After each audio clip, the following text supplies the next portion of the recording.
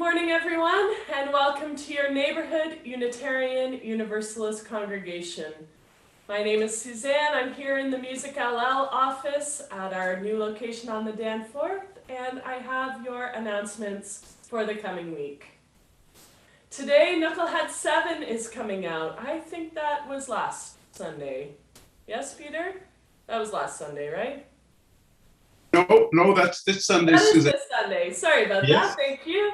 So this Sunday, look forward to Knucklehead 7, which has 7 pieces of art, 5 poems, 5 photos, a story, a song, vocal recording, soundscape, and a divertissement. You can find it at tinyurl.com/Knucklehead. The last Sunday of the month, Fred, Phyllis, and I host morning chant and singing meditation. But this month, because of the AGM falling on the last Sunday of the month, we are moving singing meditation ahead a week. So next Sunday evening, we'll be doing singing meditation from 7 to 8:30 p.m.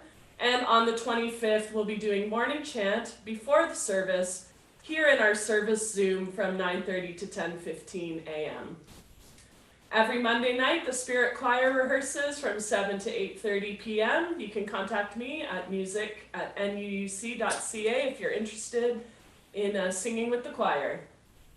Wednesday mornings, Phyllis facilitates the Journey to Awakening Conscious Movement class from 10:15 to 11:30 a.m. Need to contact her to register. Every Wednesday evening, Rev Wayne and Jillian host a meditation on Zoom from 7:30 to 8:30 p.m. and all are welcome. Wednesdays and Thursdays, Club Sandwich is collecting sandwiches for local people that are hungry. Can you help by making some sandwiches and dropping them off at MCC? You can talk to me for more information. Every Sunday morning, Zack hosts the Child Caregiver program for all our families from 9 to 9:30 a.m. That's here in our regular Zoom space. I'm still collecting photos of your artwork that celebrates spring for the Spirit Choir Primavera video that's going to come out on May 9th. So it's a congregation-wide project involving service leaders, the choir, and the artists. I hope you can participate. And this Thursday is the Gathering of the Knuckleheads. At 8 p.m., all creatives are welcome to, if you've read The Knucklehead and you're interested in joining in discussion about the pieces, at 8 p.m. we'll meet to share our reactions to the issue that came out today and the one from 2 weeks ago. It is here in our regular Zoom space. The C Committee, Social and Environmental Action Committee, is meeting April 20th at 4:30 p.m. All are welcome to attend. We're finalizing plans for the Defunding the Police event on May 13th and to share in other opportunities for action with our Danforth Multi-Faith Commons partners. That's here in our regular Zoom space. Talking about the Defunding the Police event, that is happening on May 13th at 7 p.m. The title is Defund the Police, Rethinking Community Safety, with Janelle Scarrett, a writer of a report on how some of the police budget can be moved into community services for racialized communities, youth, the homeless, and mental health supports. This is part of the Danforth Multi-Faith Commons speaker series. Circles of Trust are meeting. If you wish to sit quietly with a group of our community elders to practice getting in touch with your deeper thoughts, please contact our minister. There are openings for April and May. You can see Wayne for more info. The Canadian Unitarian Council National Conference for 2021 is happening the weekend of May 14th to 16th. The theme this year is Sustaining Our Light. Registration is now open with a sliding scale starting at $5. If you'd like to register to attend, the link will be sent out in our Monday announcements. Congregational song video. I would love for everyone in the congregation to contribute their voice and their face and their spirit to a video of making of the song Light of Love by Reverend Wendy Luella Perkins. Full instructions on how to participate were sent by email, but if you have any questions or need tech assistance, you can write to me directly at music@nuuc.ca. We will be premiering this video to start the AGM on April 25th. And I'd like to call on Dina Wake, who has a special announcement. Thank you so much, Susanne. I have to say the artistic and creative ministry of this congregation is breathtaking. And on that note, as a co-chair of the nominating committee, we are still accepting expressions of interest for our board. This is not for the faint of heart, because there's a lot of work that needs to be done, but it's good work, it's positive work, it is moving us out of conflict and into the next couple of years of our congregational life. And I do invite myself with my co-chair, Doug and Kathy Campbell. We invite you all to reflect deeply on your calling to be part of the next steps for this congregation as we move into our new building and the various other steps that are in front of us. So please, it's all hands on board. If you are called, please let us know this week. You can just shoot us an email if you have questions. Doug, Kathy, and I can answer them. But we are inviting, this is the last week for expressions of interest before the AGM voting. Thank you so much. Thanks, Dina. Our theme of the month is leadership. And as we hear Reverend Wayne's sermon today, maybe people will be called to become leaders, new leaders in our community. Next Sunday, our theme is leadership in the city and our Danforth Multi-Faith Commons. Our minister, Reverend Wayne Walder, will be sharing the message of inspiration, and music will be provided by Susanne and friends. Good morning. And welcome to our neighborhood Unitarian Universalist congregation service here on Zoom. It's so great to see you all out there in cyberspace, and wonderful to welcome you here as we stay emotionally and spiritually close in these times when, unfortunately, we continue to need to stay physically apart. My name is Jennifer Good, and I will be your Zoom virtual service leader this morning. And I have a number of awesome folks with whom I'm sharing today's service. So you just heard from Susanne Mazars, who is Neighborhood's musical director. Zack facilitates our Sunday Child and Caregiver program, and he will be offering a time for all ages today. Gordon Thorne is doing the Zeb. The Zeb was Zoom and web going together. The Zoom web hosting duties, and Charles Watton is helping with cutting and pasting. Our minister is the Wayne Walder. So thank you to all of those wonderful folks, and thanks to all of you for being here this morning. I think we know a lot about Zoom at this point, but a few quick reminders about etiquette. Please remember to stay muted. You can keep your chat open when there are readings and song lyrics, and please don't send chat messages to everyone during the service. The service is being recorded for the public on YouTube and on Neighborhood's beautiful new website. Joys and concerns or similar personal moments will be edited out of the video. So if you have privacy concerns, you can turn your camera off so you won't be seen, and you can also rename yourself. So, we don't necessarily think of cyberspace as sacred space, but together we can celebrate that the sacred is everywhere. Now we have nowhere else to go and nothing else to do. Please shut off any of your other apps that might distract you. Put your devices on Do Not Disturb and be present. This is our threshold moment. Let us enter sacred space together. Let our service begin now. As we light our chalice, I encourage you to light your own chalice or candle, or you could consider holding your hands in the shape of a chalice, like I'm doing here.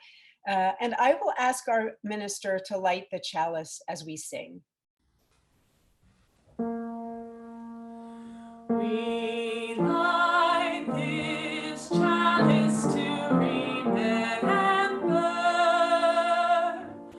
to light the fire within our own hearts.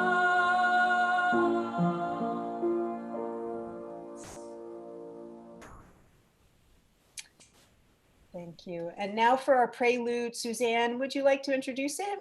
I would love to, Jennifer, thank you. Last summer, the Spirit Choir and the Spirit Band got together at a distance and in separate groups to record the song Give Light by Tony Leonino. And as we're talking about leadership, I believe this song just tells you exactly how to lead by example and the things you can do to show other people a way forwards. So great appreciation to Gordon Thorne, who put this video together for us, and all of the neighborhood musicians that participated. 1, 2, 3, 4.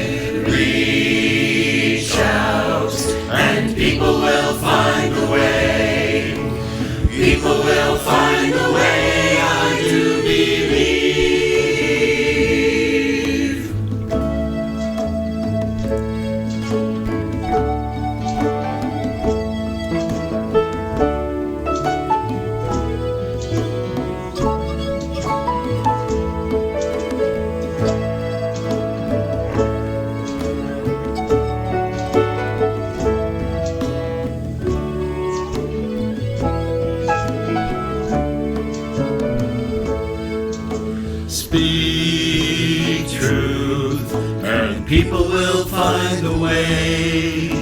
Speak truth, and people will find a way. Speak truth, and people will find a way. People will find a way, I do believe.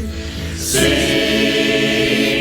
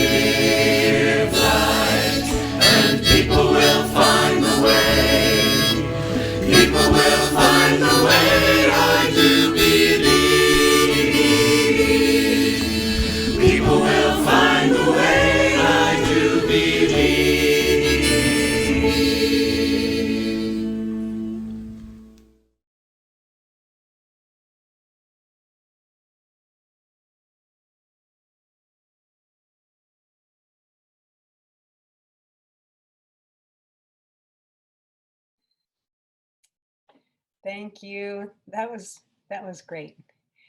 Good morning and welcome. I often think about powerful common teachings found across religions, faiths, and spiritual teachings. Lately, I've been thinking about empathy and love, the power of being able to put ourselves in others' shoes and care about, to love the person in whose shoes we're standing. This is sometimes known as the golden rule, or the teaching of loving our neighbors as we would have them love us. Look at this collection of golden rule teachings from different faiths. All have teachings that point to the fundamental importance and power in treating, caring about, and loving others as we would want to be treated, cared about, and loved. For example, the Judaism quote from the Talmud reads, "What is hateful to you, do not do to your neighbor. This is the whole Torah. All the rest is commentary." That's the end of the quote. All of the faiths shared here have similar teachings. I think that it is interesting that the Unitarian, and on the chart, it's listed as native spirituality or indigenous spirituality. The Unitarian and indigenous teachings are slightly different from the other quotes shared here, and as such, have a profound similarity to each other. The Unitarian and indigenous quotes remind us that our empathy, our treatment, care, and love for the other should go beyond humans to include the entire web of life. For the vital role that Indigenous people have played in reminding us, Unitarians and all folks, of the importance of this web of life golden rule, I would ask us to keep in mind that many of us live on the traditional land and territories of the Wendat, the Anishinaabe, the Mississauga, the Haudenosaunee, the Ojibwe, Chippewa nations. Indigenous people have been acknowledging the land at the start of gatherings, ceremonies, and events for time immemorial. Using and participating in a land acknowledgement is a way to recognize the enduring presence and resilience of Indigenous peoples. It is also a reminder that we are all accountable to these relationships. If you are visiting us for the first time, we welcome you. Please stay around after the service. If you do not go into a breakout room, our minister or someone from neighborhood will be in the main room to answer any questions that you might have about who we are and what we do. Our mission at Neighborhood is to empower spiritual growth and shared action for the care of the world. Our April theme is leadership. Perhaps not surprisingly, the golden rule can also be related to leadership. In a Psychology Today article, Sindel and Sindel offer the following, quote, "The golden rule of leadership is that leading others is a privilege that is earned, not a right. Leaders who understand that leading others is a privilege understand that leading, first and foremost, is about service." That's the end of the quote. In other words, the golden rule of leadership is that we should lead as we would like to be led. Traditionally, at this time in the service, we ask you to turn to your neighbor and greet them. So now briefly unmute your device, switch to gallery view, and say hi to each other, and we'll sound a chime at the end. Take a moment to say hi to your neighbors. Hello, everyone. Hi, Kurt. Hello, everyone. Yes. Moira. Kim. Rebecca. Hi, Kim. Hey, Kelly. Dawn.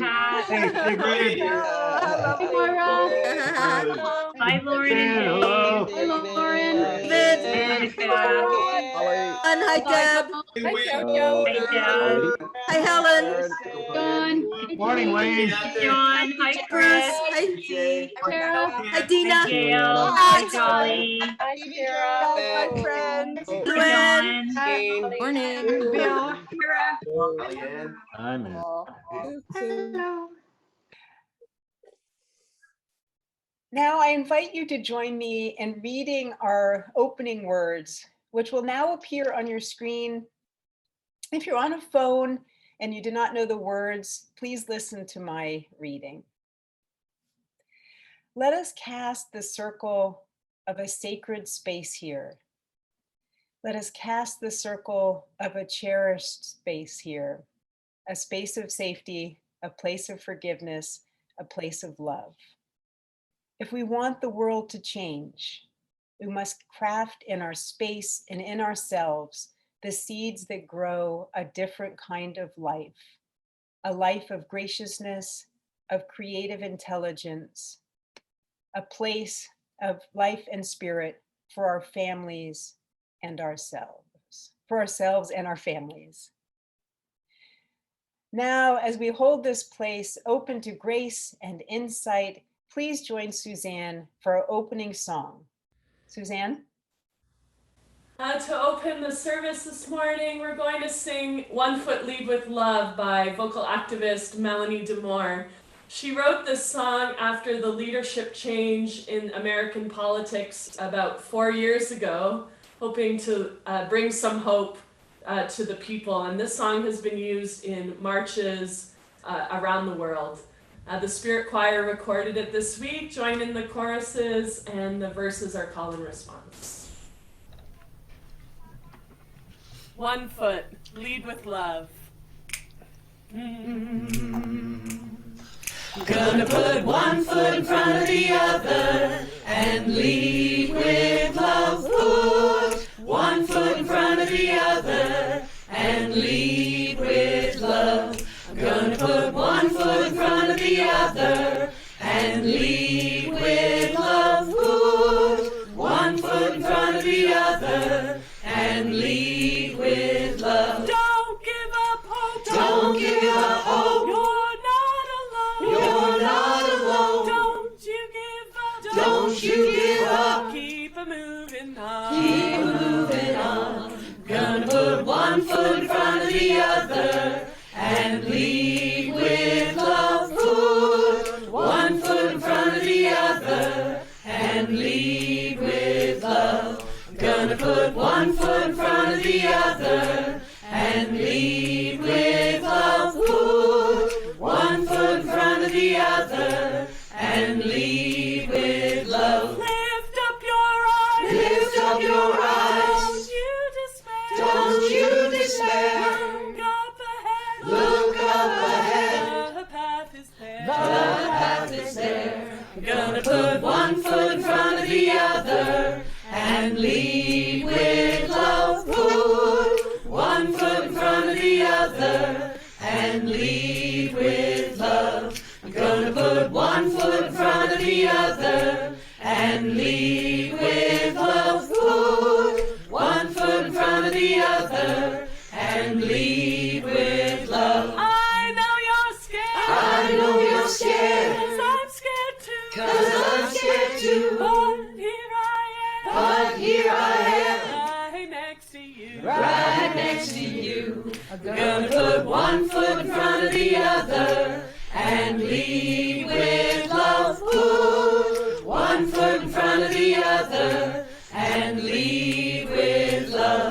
Gonna put one foot in front of the other and lead with love. Put one foot in front of the other and lead with love. And lead with love. And lead with love. And lead with love.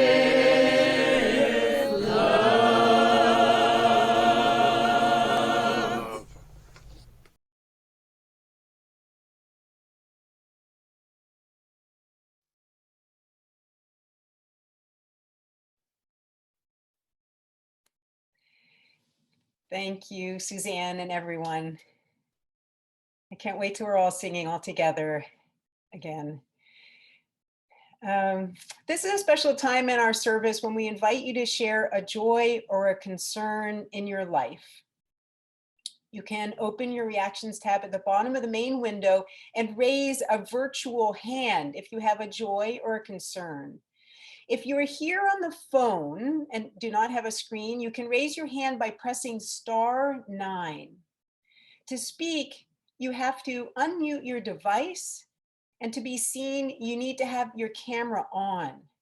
Once you have spoken, please remute your device. Please respect the sacredness of this ritual and refrain from making announcements and telling stories. This is a cherished time in our community that brings us closer in times that are separating us. I would like to start by lighting 2 candles. I would like to light this first candle in gratitude for all the volunteer efforts, seen and unseen, that help our community to hold together. I would like to light this second candle, inspired by my daughter, for hope. Hope in what can be very difficult times.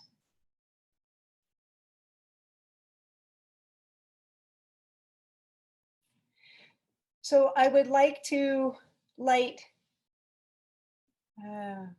this final candle for the joys and concerns that remain unspoken in our hearts.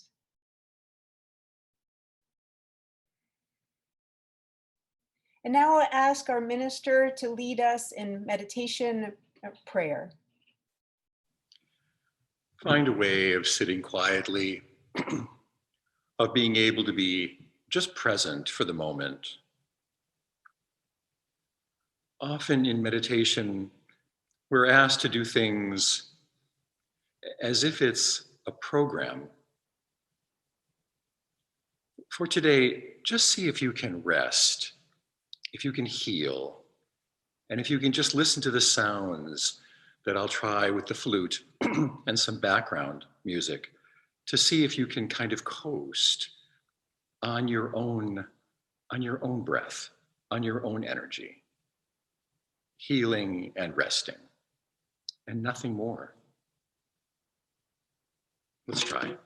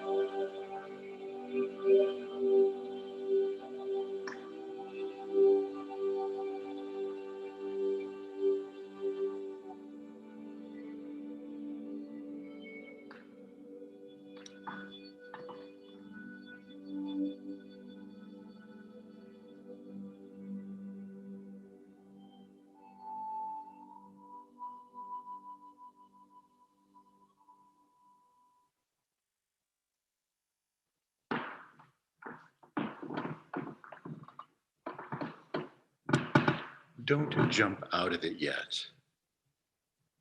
And if you can, say a prayer that comes from you in your own words to the God around you, to the God inside and outside.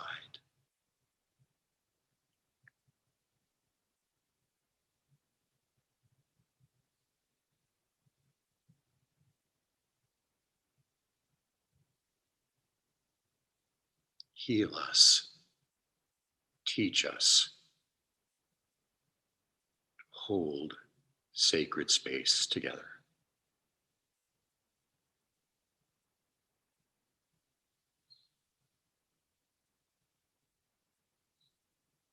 And then it's over.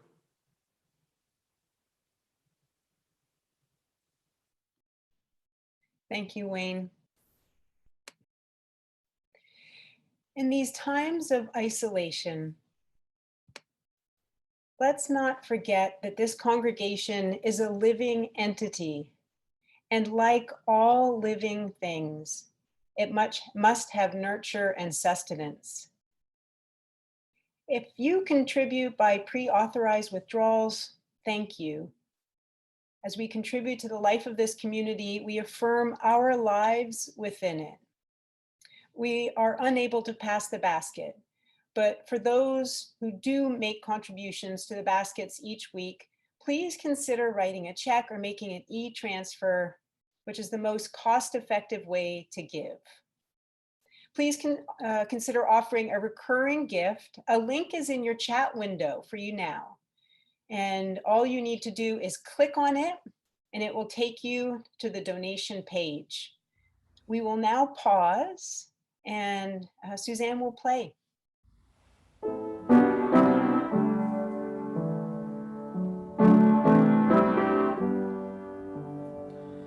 Though I may speak with bravest fire and have the gift to all inspire and have not love,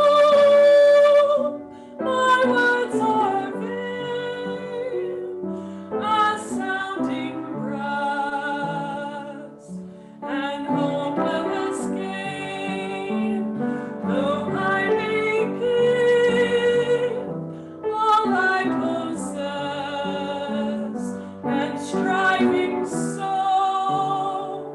my love profess, but not be given my love within, the prophet soon turns strangely thin.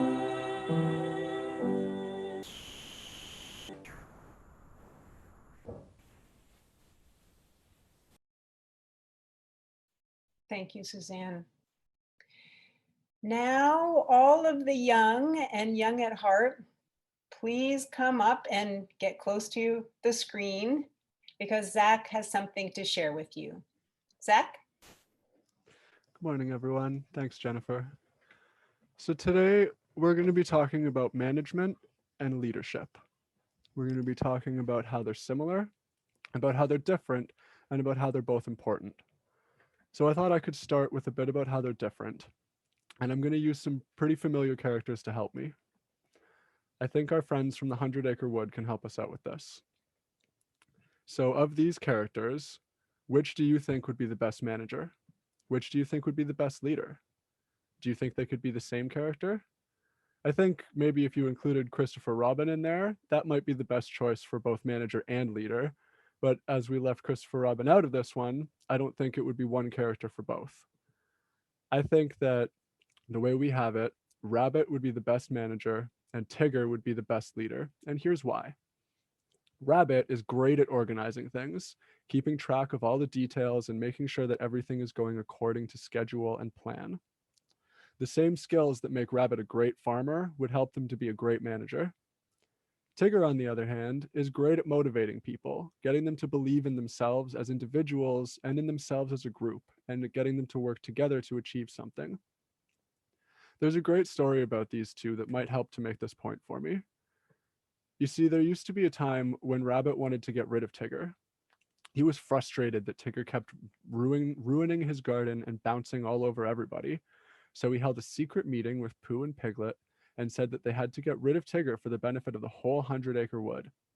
And Rabbit laid out a plan to take Tigger deep into the woods and leave him there, getting him lost and unable to find his way back. So that's what they did. They walked out into the woods with Tigger until it started to get very misty. Then Rabbit and the others hid in a hollow tree and waited for Tigger to disappear into the mist. But then something unexpected happened. Rabbit and the others got lost in the mist too, and they couldn't find their way home.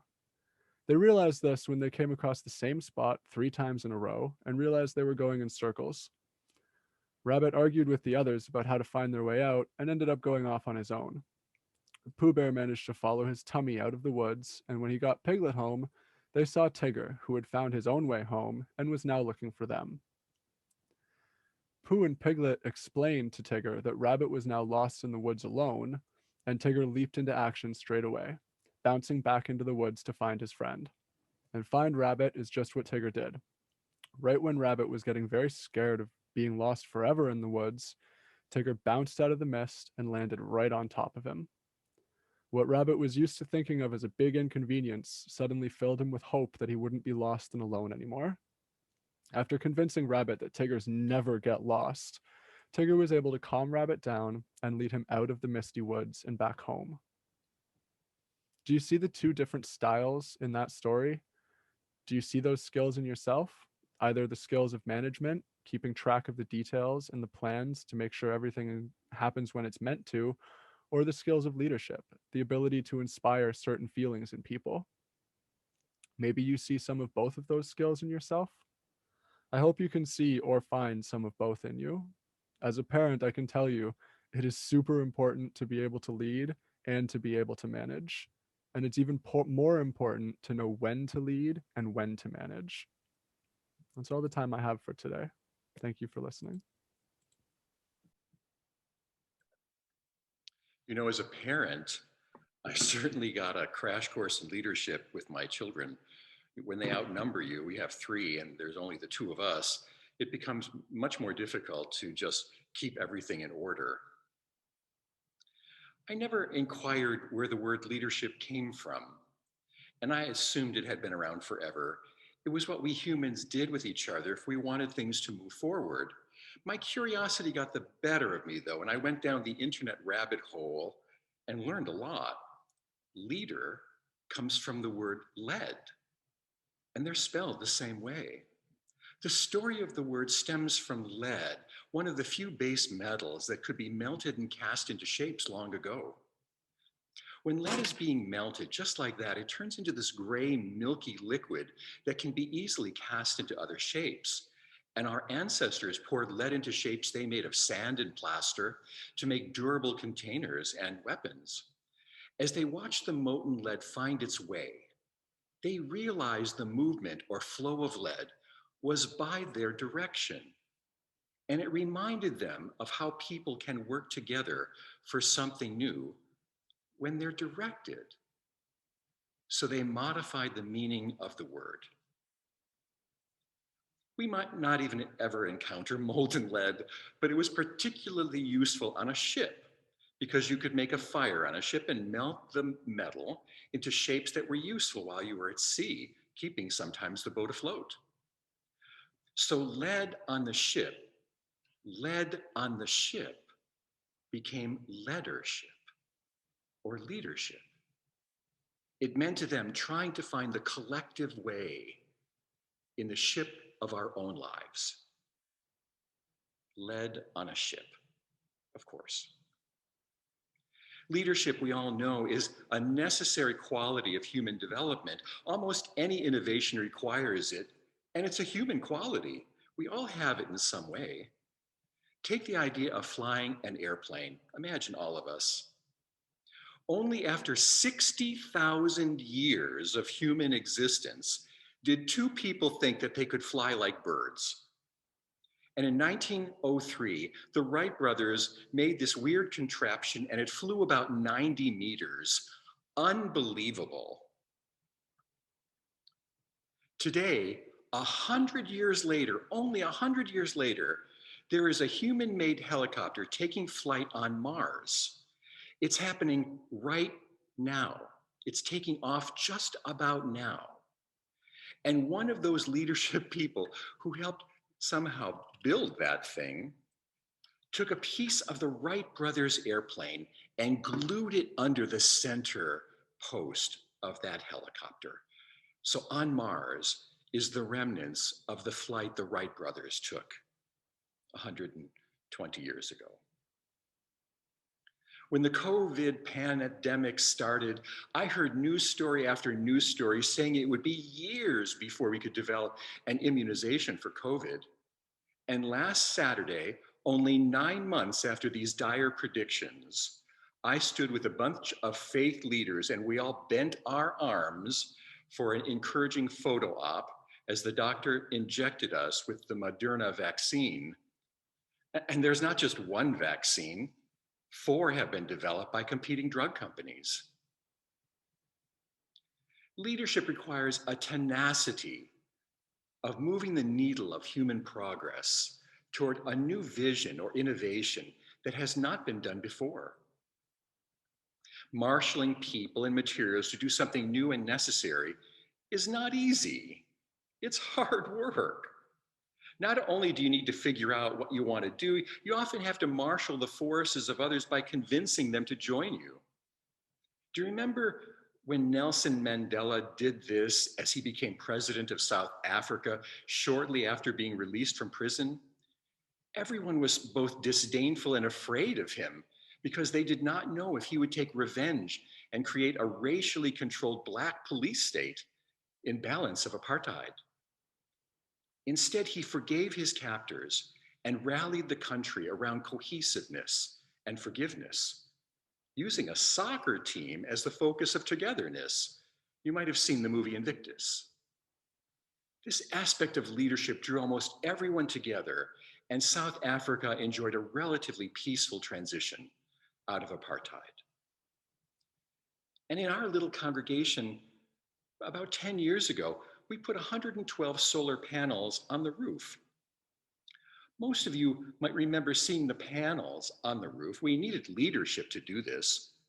Only 4 people held the vision it could be done, even though we had no money, no expertise on solar technology, and no political contacts in the city of Toronto. But what we did have was some vision and some people skills and some project management skills. We used the vision of timing, potential resources, and a willing community to develop what we didn't have. We became the first religious community to get interest-free loans from the city of Toronto. We leveraged Ontario Hydro to become their first online solar generator and developed bonds called debentures that helped us raise enough money to get the panels on the roof. 4 people had the vision to do this and inspired the congregation to help. We sold 100 debentures in 3 weeks. There was so much demand, there was a waiting list. We put up those 112 solar panels, generated more than 200 megawatts of electricity every year, made a few $1,000s for the congregation, and took more than 100 tons of carbon from the atmosphere. It was a delightful project inspired by leadership. And our model was used by 20 different religious and social agencies in the following years. You know, these days, leadership is a popular topic of discussion. There are more articles and university studies on leadership than there is on compassion or truth. This one collection I found has 3,000 articles on leadership. I could have copied 100 pages like this. And all of the articles propose to tell you how to become a better leader. Most not as good as some others. These articles exist because of the tremendous value of leadership. Businesses recognize that leadership can create a sellable product, and it can create the environment to buy the product. It can mobilize a workforce, and it can develop a culture. Our history and our need to grow as a species and in our humanity remind us that leadership is so valuable, everyone wants to talk about it.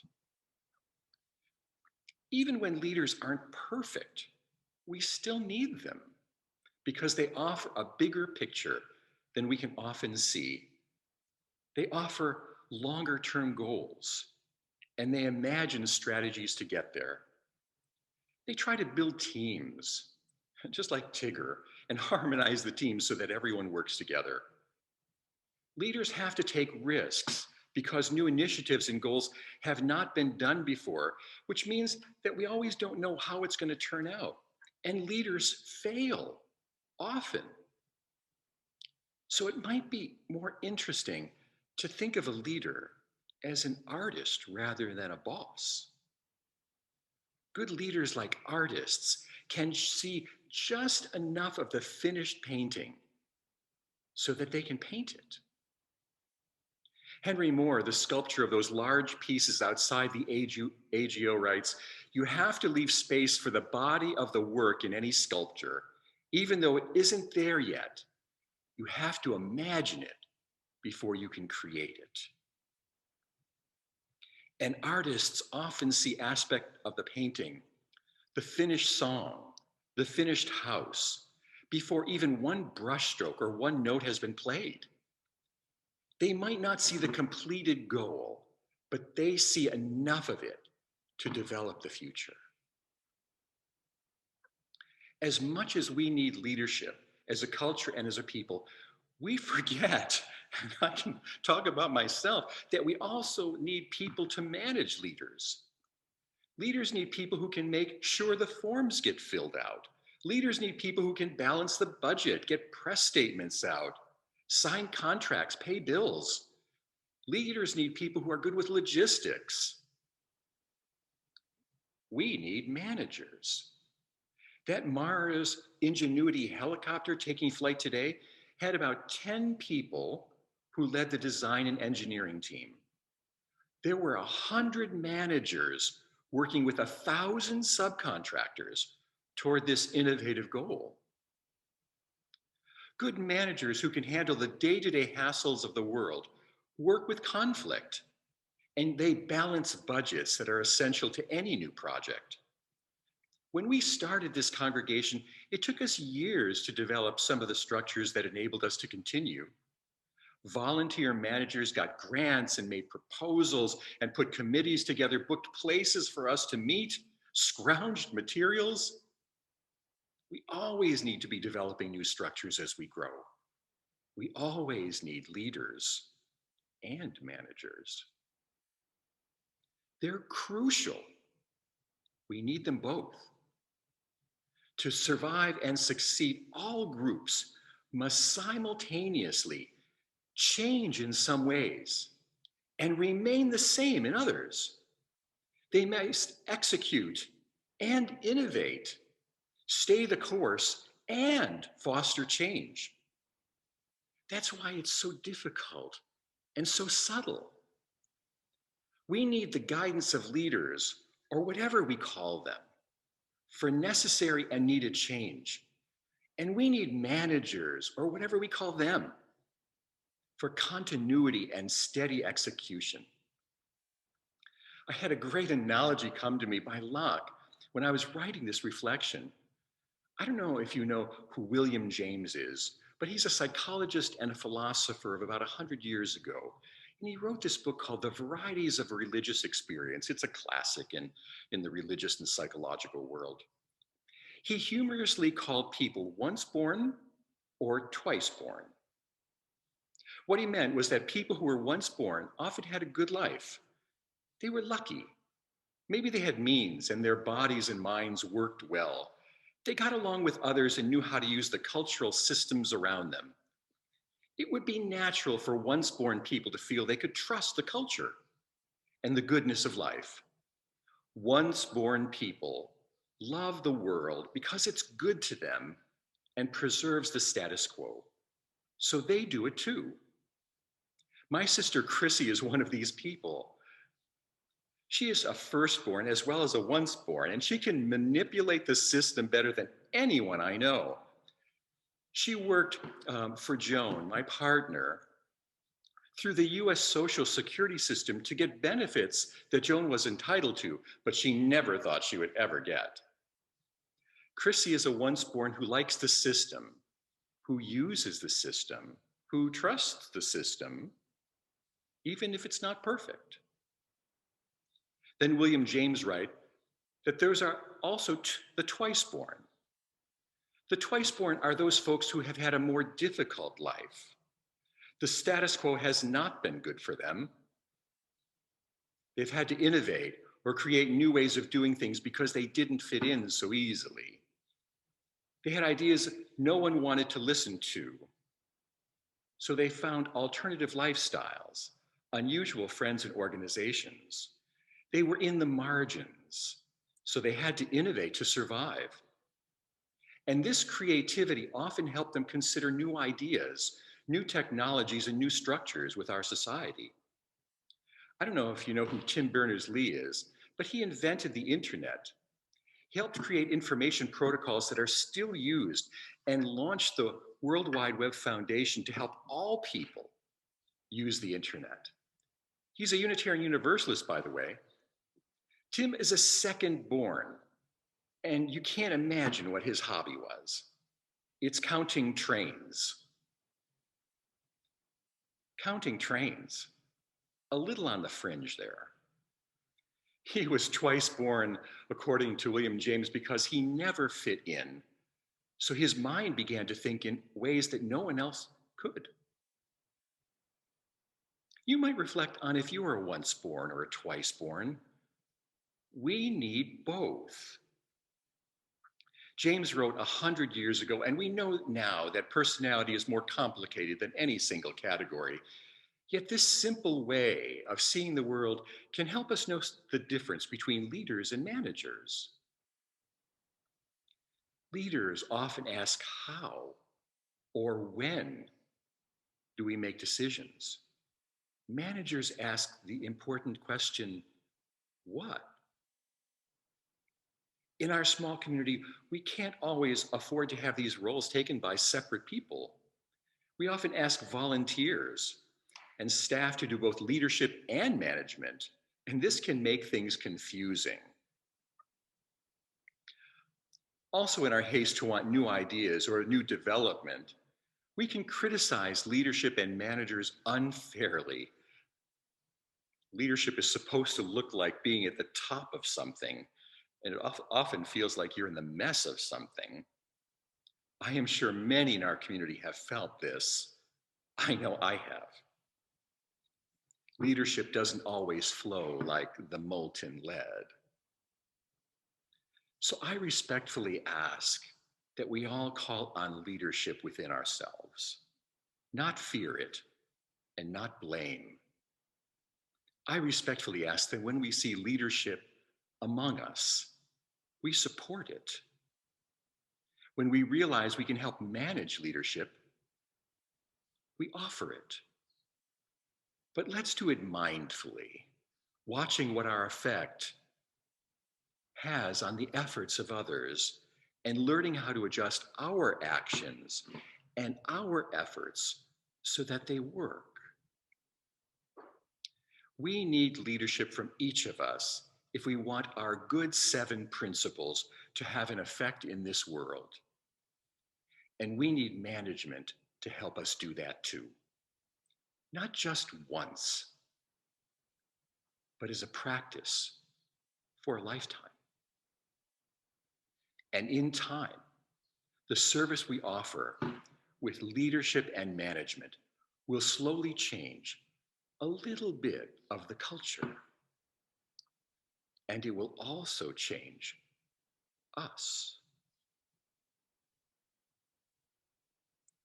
And somehow, when it changes us, it molds us into the people that we want to be. And that's allowing our own leadership to flow into the spaces we hope it will. Thank you for listening. Thank you, Wayne.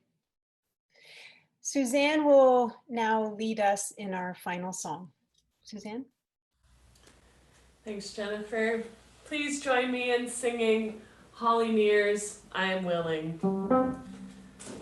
I am open and I am willing, for to be hopeless would seem so strange. It dishonors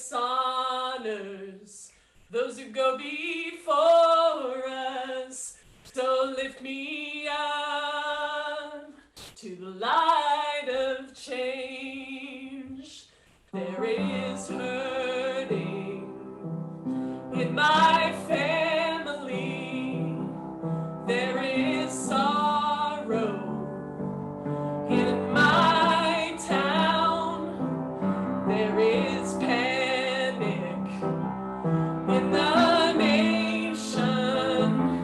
There is wailing the whole world round. But I am open and I am willing, for to be hopeless would seem so strange. It dishonors those who go before us. So lift me up to the light of change. May the children see more clearly. May the elders be more wise. May the winds of change caress us, even though it burns our eyes. But I am open and I am willing, for to be hopeless would seem so strange. It dishonors those who go before us. So lift me up to the light of change. Give me a mighty oak to hold my confusion. Give me a desert to hold my fears. Give me a sunset to hold my wonder, and give me an ocean to hold my tears. And I am open and I am willing, for to be hopeless would seem so strange. It dishonors those who go before us. So lift me up to the light of change. I am open and I am willing, for to be hopeless would seem so strange. It dishonors those who go before us. So lift me up to the light of change. So lift me up to the light of change.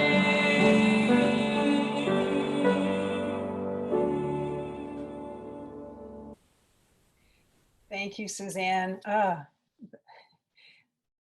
was really powerful. I invite our minister to extinguish our chalice as we sing. Although our chalice has been darkened, we hold the fire within our own hearts.